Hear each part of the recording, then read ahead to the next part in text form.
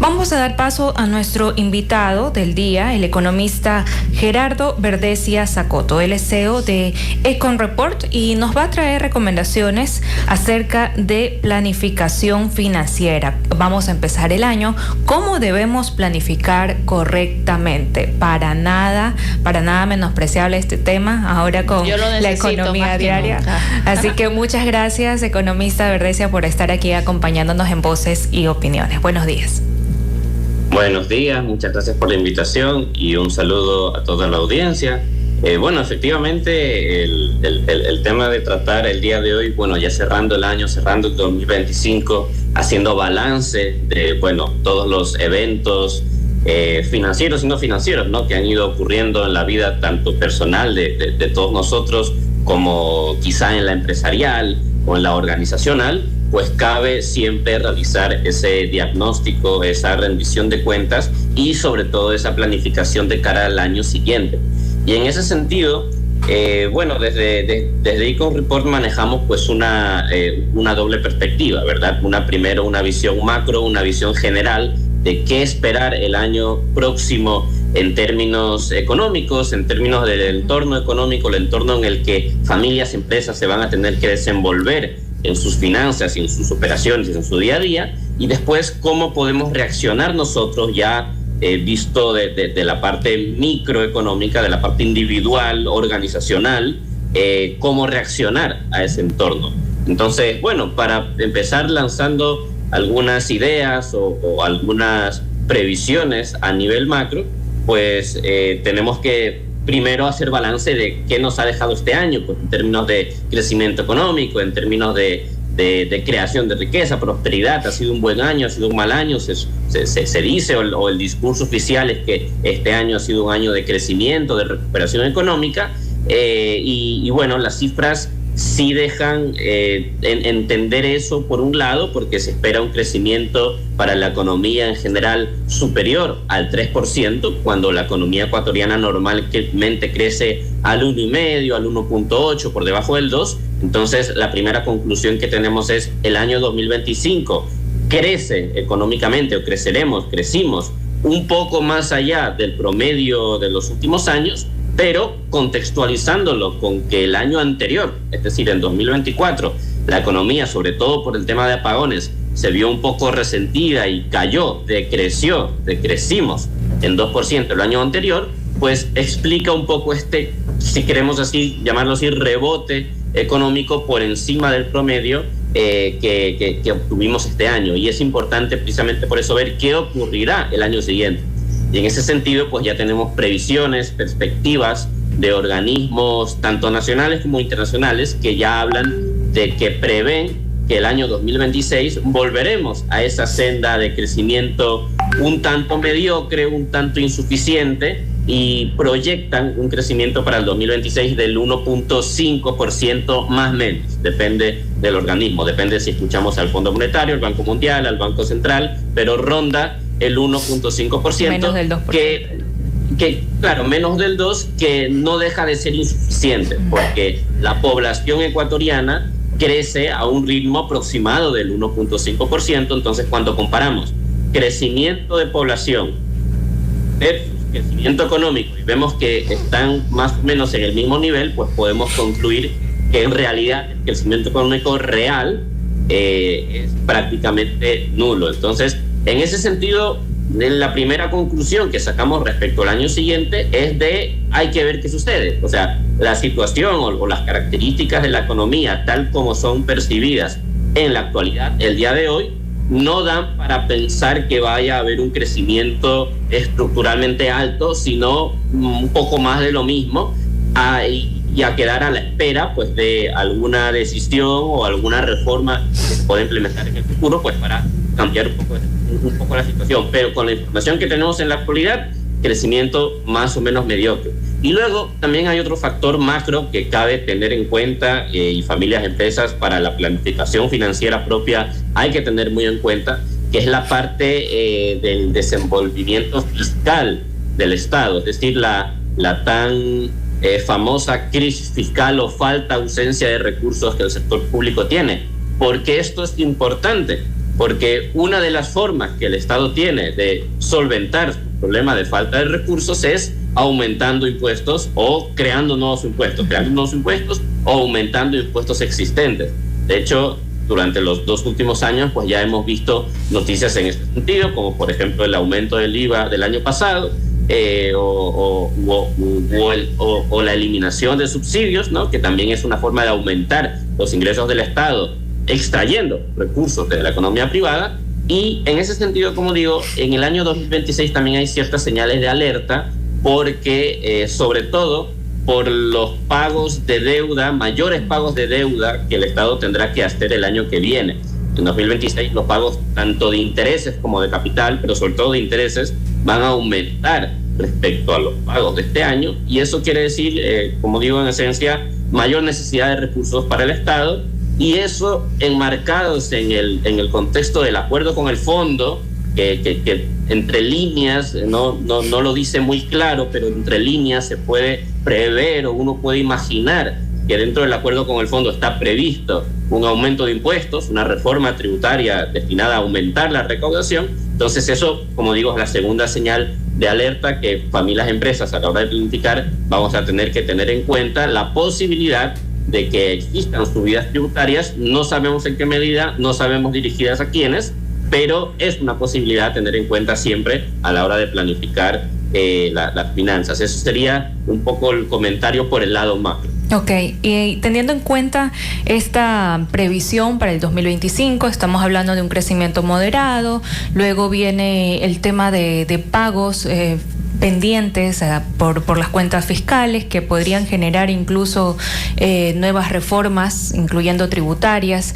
¿Cómo se podría hacer justamente esta planificación dentro de los hogares, ¿no? Sabiendo que el panorama que plantea pues también es un poco retador para el 2026 en temas macroeconómicos, pero se siente también este reflejo, ¿no? En los hogares, en la planificación de las familias. ¿Qué es lo que se debe tener en cuenta?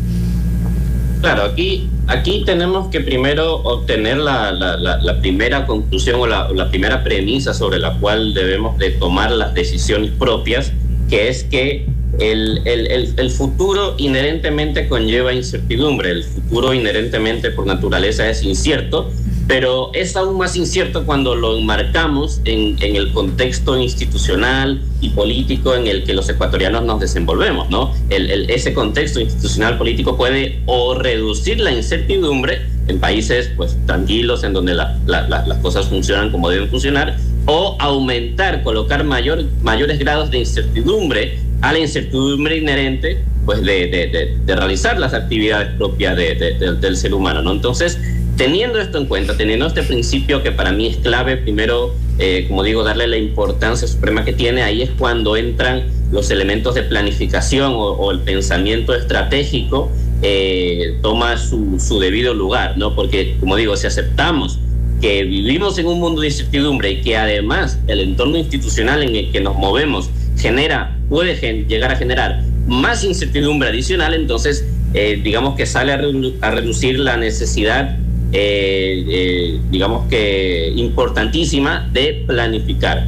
Y en ese sentido, los elementos o las herramientas de planificación son diversas, pues existen diferentes formas de hacerlo, diferentes esquemas, pero en síntesis y en resumen, la parte más importante que todos tenemos que tener en cuenta es analizar, diagnosticar cómo nos encontramos en la actualidad. Siempre tenemos que partir de realizar un balance, es decir, agarrar las cuentas del año, ver cómo han estado nuestros ingresos a lo largo del año, ver cómo han estado nuestros gastos, y de esa interacción entre nuestros ingresos y nuestros gastos va a salir o el monto que tenemos ahorrado o el monto en el que nos hemos endeudado durante el año, en el caso en el que nuestros ingresos no hayan alcanzado para cubrir nuestros gastos. Entonces, es indispensable hacer este ejercicio de diagnóstico, este resumen del año, para saber cómo nos encontramos, para saber cómo vamos a afrontar el año, para saber en qué situación financiera, si es una situación medianamente vulnerable, muy vulnerable, si estamos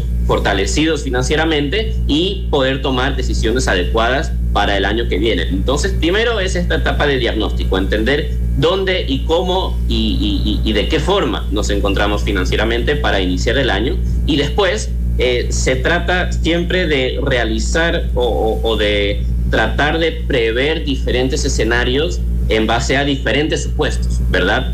Por ejemplo, una persona, o una empresa, familia, empresa, persona que después de hacer su diagnóstico concluya que se ha sobreendeudado en este año, quizá porque perdió el empleo, porque le bajaron el sueldo o tuvo quizá alguna emergencia que atender, que le supuso un aumento, se le disparó el gasto en algún momento y tuvo que endeudarse, entonces empezará afrontando el año con el objetivo, la meta de desapalancarse, de reducir su endeudamiento, y por lo tanto tendrá que ajustar sus presupuestos en ese sentido, ¿no? Gastar un poco menos quizá en ocio, gastar un poco menos por aquí, gastar un poco menos por allá, para destinar cierta cantidad de recursos a reducir la deuda. Y ahí es donde está el reto, ¿no? Porque precisamente en Ecuador, un país en donde los ingresos promedios de las personas son tan bajos, porque hay la mala idea de que las personas o los trabajadores como mínimo ingresan el salario mínimo, ¿no? Por eso se llama así, salario mínimo, pensando que todos los trabajadores como mínimo van a ingresar el monto del salario mínimo. En realidad, la realidad de nuestro país es un poco más compleja, porque habiendo tanta informalidad y habiendo tanto subempleo, el salario promedio, el ingreso promedio acaba siendo menor, de alrededor de $350, $380 mensuales. Entonces, el reto es grande, porque en un contexto así hay poco margen de maniobra, pues, para poder distribuir los recursos en diferentes rubros, pero no hay que perder de vista el hecho que con elementos de planificación, o sea, sentándose a planificar, sentándose a diagnosticar y sentándose a proyectar diferentes escenarios financieros para el próximo año, siempre se puede obtener un contexto mucho mejor, mucho más favorable al de la persona que no planifica nada y más bien va reaccionando sobre la marcha, sobre los eventos. Y creo que lo que nos cuenta el economista o nos recomienda debe ser una práctica que ya debe ser instalada todos los años, ¿no? Dentro de las familias o de manera personal. Este hecho de sentarse a escribir cuáles son nuestras deudas, qué es lo que hemos ganado este año, hacer ese balance, nos permitirá tener un mejor panorama, no solamente tener en la cabeza, debo esto, pagué esto, este año me endeudé en lo de acá, se me presentó esta emergencia. Quizás puede hacerlo de esta manera. No se trata solamente de pensar en posibles escenarios hipotéticos, sino tener algo un poco más real, medible, y en base a eso tomar una decisión financiera más responsable. Creo que esto debe ser como un consejo general para todos nuestros oyentes respecto al manejo de esas finanzas personales. Si tienen también algún negocio, por supuesto, aplica para empezar el año de una manera correcta y saber hacia dónde deben ir destinadas ciertas inversiones, hacia dónde debe estar enfocado el ahorro o quizás el pago propiamente de una deuda que sea alta, para que luego pues se pueda tener incluso mayor capacidad de financiamiento. Entonces, economista en general, ¿qué le podemos acotar, ¿no?, a nuestros oyentes, especialmente familias, cabezas de hogares que están pensando en quizás hacer una inversión el próximo año, o quizás pensando cómo pagar una deuda que ya vienen arrastrando en este 2025? En general, ¿qué es lo que se debería hacer?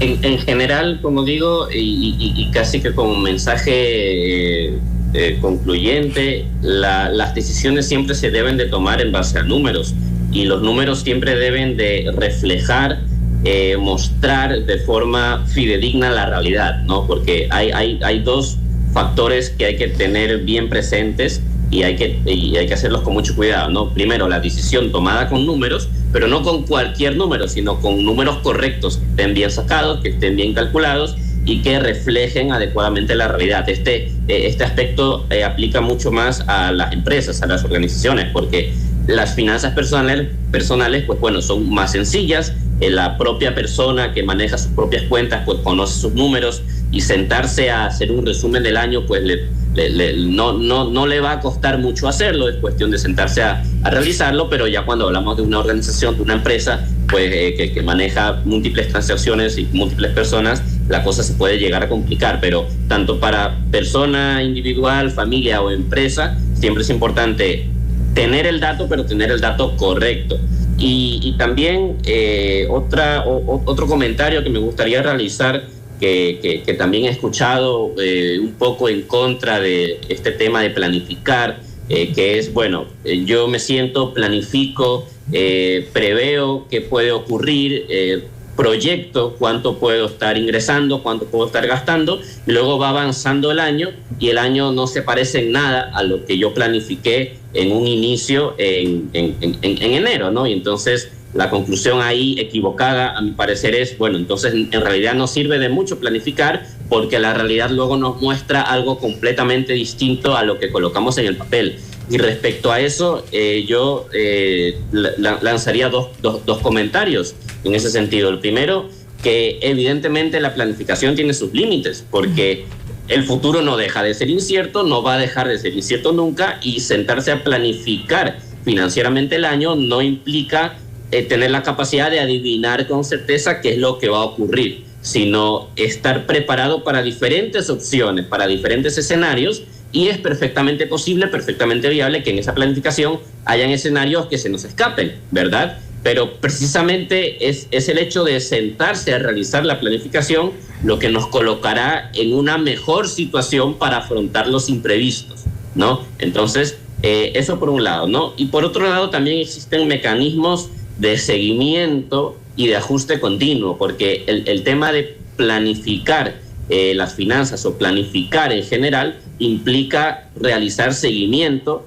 y realizar ajuste constante a lo planificado, ¿no? Entonces, dependiendo del contexto, dependiendo de la persona, dependiendo de la organización, pero se puede hacer mensual. Cada vez que el mes cierra, puedes realizar un pequeño diagnóstico, un pequeño balance y compararlo con lo planificado para ver cómo estamos avanzando en el año, si estamos más o menos apegándonos a lo planificado, nos estamos desviando. Y realizar este seguimiento cercano, continuo, pues nos puede ayudar a identificar momentos de desviación y, digamos, que darnos la oportunidad de ajustarnos o de reconducirnos hacia lo planificado, pues antes de que sea demasiado tarde, ¿no? Entonces, en síntesis, la planificación o el sentarse a planificar financieramente el año y las actividades en general es de suma importancia, aun cuando no sea un elemento o una herramienta, digamos que omnipresente, que nos permita asegurarnos el éxito. Esto no va de asegurar el éxito financiero en el año 2026, pero sí de afrontarlo y de movernos en él con el mayor orden posible, sobre todo para minimizar los riesgos, para minimizar las situaciones adversas y poder terminar el año, como digo, de la forma más ordenada y más beneficiosa posible. Gracias por estas recomendaciones, economista. Van a ser de mucha utilidad. Ojalá nuestros oyentes también hayan tomado apuntes para tener unas finanzas más prósperas en el 2026. Nuevamente agradecida, economista Gerardo Verdesia, por acompañarnos en Voces y Opiniones con este tema de empezar el año planificando correctamente cómo hacerlo. Muchas gracias por la invitación. Tengan buen día. Muchas gracias.